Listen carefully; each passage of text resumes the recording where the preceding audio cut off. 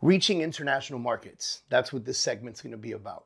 And this segment's going to grow over time because we have an intention on bringing real estate professionals who really focus on the international markets in to do interviews with us to be able to bring it to you guys. See, international markets is a whole different thing. You can live in the United States and sell to an international market, or you can sell that international market. I know real estate agents that sell properties in Mexico that live here in the United States. So you've been really focusing on places like Tulum that are up and coming communities in Mexico.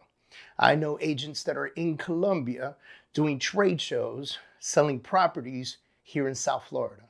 Now, South Florida is a international mecca. I mean, we have folks from Europe and folks from South America and Central America. And there are a lot of places like that in the United States. And then there are places that are not like that at all. And so it really depends on whether or not your market calls for an international presence. And we're going to talk about a bunch of different ways to really get into it. But the very first one is language. If you speak a second or third or fourth language, that's going to give you the ultimate benefit. Now, is this a requirement? Not necessarily. I've seen agents travel to other countries, let's say Latin countries, and do presentations in English because the people that are coming are familiar with the US market. They sell the US market. They want to focus on the US market. So they know English for the most part. They're going to do their presentations in whatever their native tongue is.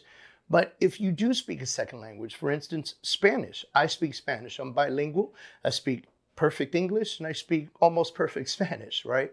And so I've been to countries like Nicaragua, Mexico, Colombia, Argentina, Uruguay, and I've done presentations for new developments here in the United States, in South Florida.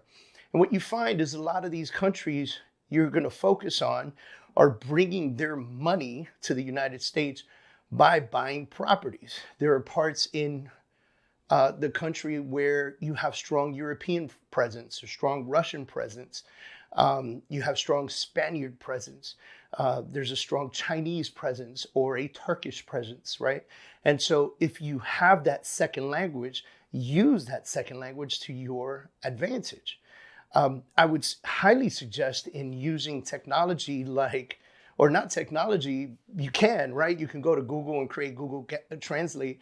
But there are companies like Fiverr or Upwork where you can hire somebody to translate graphic design and even copyright for you. So just things to think about as we continue this course.